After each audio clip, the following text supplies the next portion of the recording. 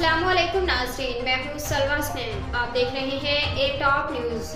आइए जानते हैं आज की अहम खबर शामिल करते हैं ए टॉप न्यूज़ के हमारे ब्यूरो चीफ मलिक वाजिद अली की इस रिपोर्ट से। पंजाबी अदबी तंजीम रहतल कड़ाना बार के ज़र एहतमाम ईद मिलन महफिल मुशायरा का इनेकाद मट्ठा अलग ज़िला सरगोदा में मुनक़िद हुआ, जिसकी सदारत हाजी बशीर अहमद नदीम ने की।